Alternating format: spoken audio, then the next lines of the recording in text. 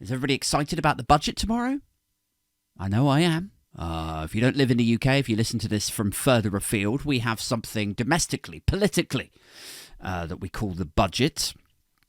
It's when a representative from our Treasury, also known as the Chancellor of the Exchequer, they stand outside Downing Street, number 11, where they live, with a little red briefcase, and they talk about what they're going to do, how they're going to fix the country's finances, which always seem to be in a constant state of chaos and despair, don't they? Doesn't matter who's the Chancellor, doesn't matter who the Prime Minister or the governing party are or is. It's always we're in, crisis mode, aren't we? And decisions have to be taken. Oh, they're tough choices, guys. I wish there was some other way. Like, who remembers when VAT was 17.5%? It's a value-added tax, right? So it's supposed to go on luxury items, on opulent items, so holidays, cars, restaurants, right? If you're buying something that is non-essential, there is an argument there from the government's perspective that you should add on a little bit extra tax on there. So on it went at 17.5%, and everyone was like, well, they are luxury items, I suppose. And then, over the space of a few years, they were like, well, regrettably, we're going to have to increase the tax on that. It was supposed to be an emergency measure, wasn't it? I think it was like around the time of was it the 2008 crash? Like the austerity years afterwards? Mr. Chancellor of the Exchequer. Mr. Deputy Speaker, this emergency budget deals decisively with our country's record debts. On the 4th of January next year, the main rate of VAT will rise from 17.5% to 20%. The years of debt and spending make this unavoidable. Well, we're going to have to bump it up to 20%, I'm afraid. Regrettably, I'm sorry, guys. And now it's been literally years. Like, it's never going down again, is it? So this is what happens, right? They stand there and they say, unfortunately, the country's in such a crisis, we're going to have to do this. We're going to have to add an extra 2p onto that, another 5p on here. Yeah, we're going to have to cut this and blah, blah, blah.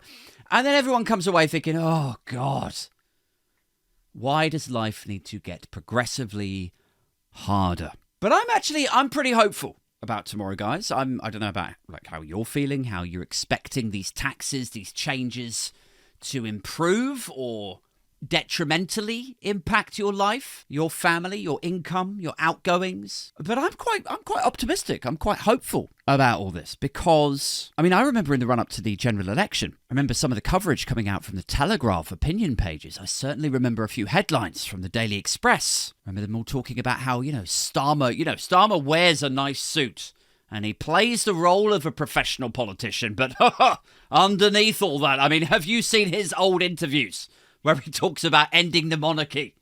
Really, this is just a front. Really, underneath, he's a cold-blooded, bloody communist Marxist. How is it Marxist? Well, I believe he was Marxist because he was sort of very, very extreme left-wing. I think we've got Keir Starmer. He thinks that Corbyn would have made a better Prime Minister than Boris Johnson, which is obviously ridiculous. My worry, Nick, I guess, is that he's a socialist radical wolf in sheep's clothing. So I'm looking forward to this budget because I'm positive, I'm confident that what we're going to see tomorrow is that communist Marxist coming out to play. I definitely think that's going to happen. What you 100% will not see is Rachel Reeves exiting at number 11, doing something called austerity, but actually she'll call it something else, like right-sizing or offshoring or something. What you definitely won't see is like Tory light. I'm absolutely confident of that because he's such a Marxist. He's such a communist Marxist. So what else could there be other than, really radical left-wing policy and fiscal and monetary changes tomorrow? I'm excited.